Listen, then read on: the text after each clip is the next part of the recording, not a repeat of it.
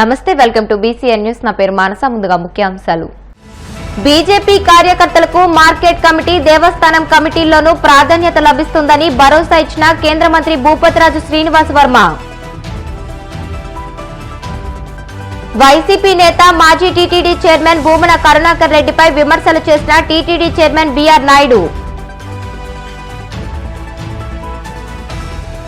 రాజధాని కమిషన్లతోనే రాజప్రసాదాన్ని నిర్మిస్తున్నాడని సీఎం చంద్రబాబుపై విమర్శలు చేసిన వైసీపీ మాజీ ఎమ్మెల్యే టీజీఆర్ సుధాకర్ బాబు. తిరుమల శ్రీవారిని దర్శించుకుని తలనీలాలను సమర్పించిన పవన్ కళ్యాణ్ భార్య అన్నా లెజినోవా. బీజేపీ కార్యకర్తలకు మార్కెట్ కమిటీ, దేవస్థానం కమిటీల్లోనూ ప్రాధాన్యత లభిస్తుందని కేంద్ర ఉక్కు, భారీ పరిశ్రమల శాఖల సహాయ మంత్రి భూపతిరాజు శ్రీనివాస్ వర్మ భరోసా ఇచ్చారు. ఉండి లైన్స్ కళ్యాణ మండపంలో బీజేపీ క్రియాశీలక కార్యకర్తల సమావేశం జరిగింది. నియోజకవర్గ కన్వీనర్ కోర రామ్మూర్తి అధ్యక్షతన జరిగిన ఈ సమావేశంలో కేంద్ర మంత్రి శ్రీనివాస్ వర్మ మాట్లాడుతూ, ఇప్పటికే టీడీపీ పార్టీ జిల్లా అధ్యక్షులు ఈ విషయాన్ని తన దృష్టికి తీసుకువచ్చారని, పేర్లు ఇమ్మని అడుగుతున్నారని, కార్యకర్తలందరూ పదవులు తీసుకోవాలని ఆయన చెప్పారు. బీజేపీ పార్టీలో సామాన్య కార్యకర్తను సైతం అందలం ఎక్కించే సంస్కృతి ఉందని, దేశవ్యాప్తంగా సామాన్యులు సైతం ముఖ్యమంత్రిని చేస్తున్న ఘనత బీజేపీకి దక్కుతుందని ఆయన పేర్కొన్నారు. ఈ కార్యక్రమంలో బీజేపీ జిల్లా అధ్యక్షురాలు అయినంపూడి శ్రీదేవి, జిల్లా మాజీ అధ్యక్షులు నార్ని తాతాజీ, నరసాపురం పార్లమెంట్ కన్వీనర్ పేరుచల్ల సుభాష్ రాజు, జిల్లా ప్రధాన కార్యదర్శి Alluri Sai Durgaraju, assembly co convener Gadiraju Venkateswara Raju, BJP జిల్లా ఉపాధ్యక్షులు కొమ్మన నాగబాబు పాల్గొన్నారు. బీజేపీ జిల్లా ఉపాధ్యక్షులు కొమ్మన నాగబాబు మాట్లాడుతూ, కేవలం 2 స్థానాలతో మొదలుపెట్టిన బీజేపీ వరుసగా 3 పర్యాయాలు దేశంలో అధికారంలోకి వచ్చిందంటే కార్యకర్తలు సమిష్టి కృషి ఫలితమే అని పేర్కొన్నారు. కాంగ్రెస్ పార్టీ దేశానికి తీరని ద్రోహం చేసిందని, దానిని దూరంగా ఉంచాలని కోరారు. ఈ సందర్భంగా బీజేపీ ఉండి నియోజకవర్గ కమిటీ తరపున కేంద్ర మంత్రి భూపతిరాజు శ్రీనివాస్ వర్మను, పార్టీ జిల్లా అధ్యక్షురాలు శ్రీదేవిని ఘనంగా సత్కరించారు. 4 మండలాల అధ్యక్షులు ఎర్ర విక్రమ్, పానకాల కృష్ణ, ఇంజెట్టి వెంకటేశ్వరరావు, ఏడుకొండలు, జిల్లా ఉపాధ్యక్షులు నాగమణి, మండల ప్రధాన కార్యదర్శులు రుద్రరాజు శివవర్మ, సూర్యప్రకాష్, జ్యోతి, బీజేపీ క్రియాశీల సభ్యులు, నాయకులు, కార్యకర్తలు పాల్గొన్నారు. పార్టీ క్రియాశీలక సభ్యులు సమావేశాలు నిర్వహిస్తున్నాం. మన పార్లమెంట్లోనే కాదు, రాష్ట్రం అంతా కూడా రాష్ట్ర పార్టీ నిర్ణయం మేరకు క్రియాశీలక సభ్యులందరినీ ఒకసారి మనం కలవాలి అనేటువంటి ఒక ఆలోచనతో ఈ సమావేశం నిర్వహించడం జరుగుతుంది. పార్టీ కార్యక్రమాలు చాలా కార్యక్రమాలు ఇచ్చింది. రేపు అంబేద్కర్ జయంతిని పెద్ద ఎత్తున చేయాలి, పల్లెకి పోదాం అనేటువంటి ప్రోగ్రాం ఇచ్చింది పార్టీ. ఆ పార్టీ పెద్ద ఎత్తున నిర్వహించాలి. రాబోయేటువంటి రోజుల్లో పార్టీ ఇచ్చినటువంటి కార్యక్రమాలని ఏ విధంగా పూర్తి చేయాలి అనేటువంటి మీద మనంతా కూడా దృష్టి పెట్టాలనేటువంటి ఆలోచన. అదేవిధంగా పార్టీ పరంగా ఉండేటువంటి వ్యవహారాల మీద చర్చించుకోవడానికి, నేను పార్లమెంట్ సభ్యుడిని అయ్యాక, కేంద్ర మంత్రిని అయ్యాక ఉండి అసెంబ్లీలో జరుగుతున్నటువంటి మొట్టమొదటి క్రియాశీలక సభ్యుల సమావేశం. అంటే కార్యకర్తలందరూ చాలాసార్లు కలిశారు. అయితే నేనే అసెంబ్లీకి పోవాలి, అసెంబ్లీలో ఉన్నటువంటి కార్యకర్తలందరినీ కూడా కలవాలి వ్యక్తిగతంగా. రాబోయేటువంటి రోజుల్లో మండల సమావేశాలు నిర్వహించాలి, మండలాల్లో కూడా నేను రావాలి, మండలాల్లో ఉన్నటువంటి కార్యకర్తలతో సమావేశం అవ్వాలనేటువంటి ఒక ఆలోచన. ఎన్నికల్లో మీరంతా పెద్ద ఎత్తున కష్టపడి రాత్రి పగళ్ళు నన్ను గెలిపించారు. భాజపా కార్యకర్తలు, టీడీపీ కార్యకర్తలు, కూటమికి చెందినటువంటి, జనసేనకు చెందినటువంటి కార్యకర్తలు అందరూ కూడా అహర్నిశలు కష్టపడడం ద్వారా శ్రీనివాస్ వర్మ పార్లమెంట్ సభ్యుడు కాగలిగాడు, కేంద్ర మంత్రి కూడా కాగలిగాడు.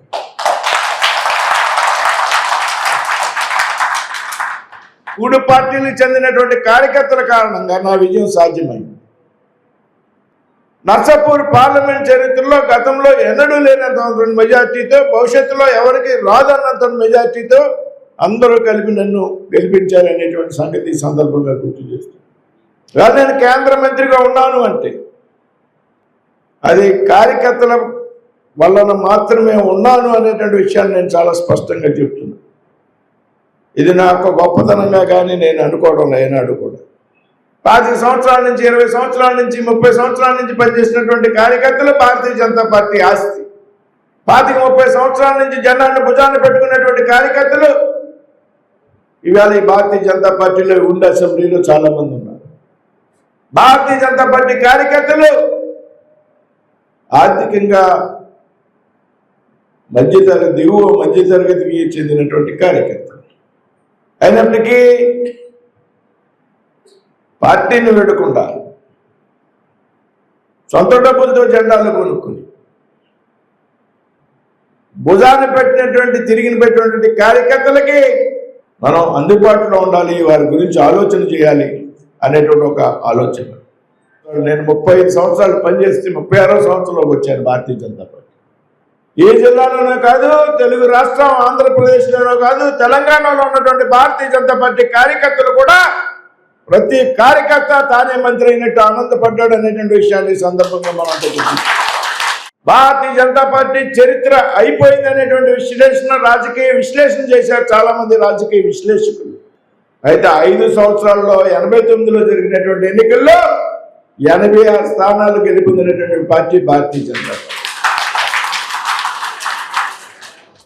భారత రాజ్యాంగ నిర్మాత అంబేద్కర్, భారత ప్రధానమంత్రిగా నరేంద్ర మోడీ గారి బాధ్యతలు స్వీకరించాక పంచతీర్థ పేరుతో అంబేద్కర్ ఎక్కడ పుట్టారో, ఎక్కడ పెరిగారో, ఎక్కడ చదువుకున్నారో 5 ప్రాంతాలను గుర్తించి లండన్లో ఆయన నివాసం ఉన్నటువంటి భవనాన్ని సైతం కొనుగోలు చేసి పంచతీర్థ పేరుతో అభివృద్ధి చేసింది.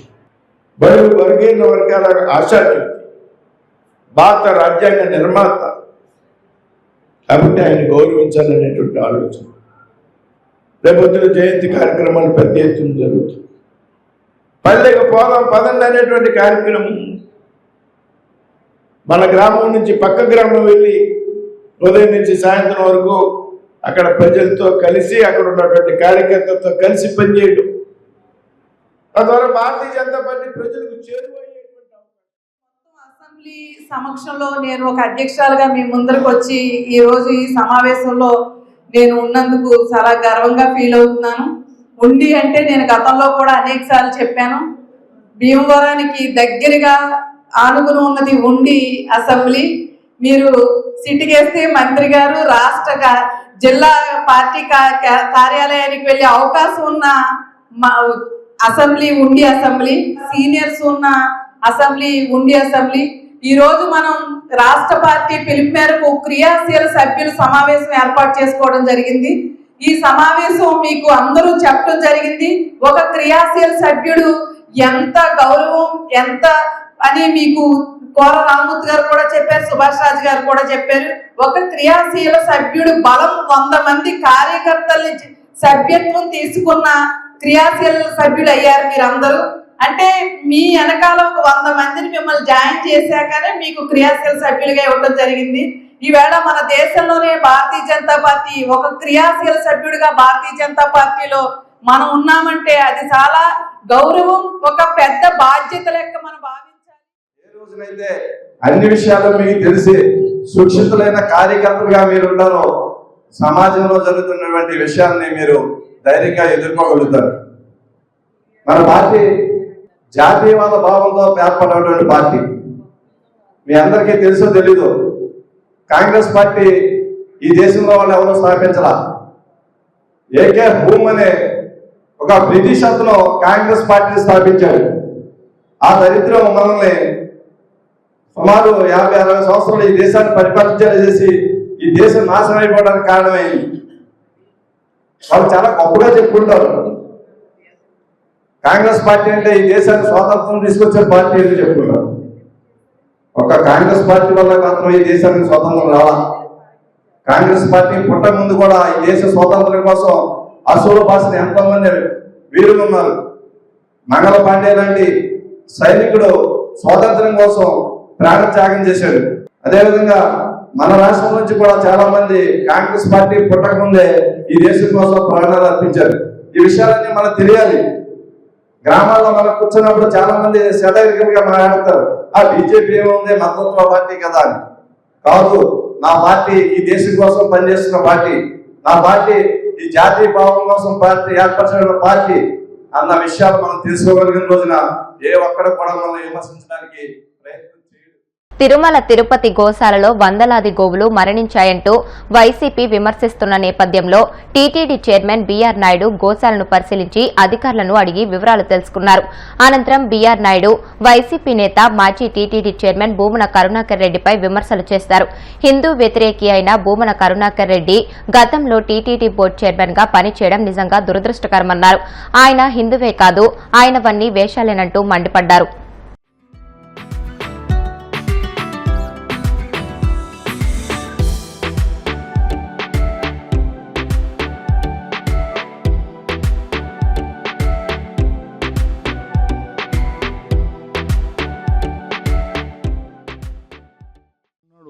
హరినాథ్ రెడ్డి అని ఇందులో పనిచేశాడు.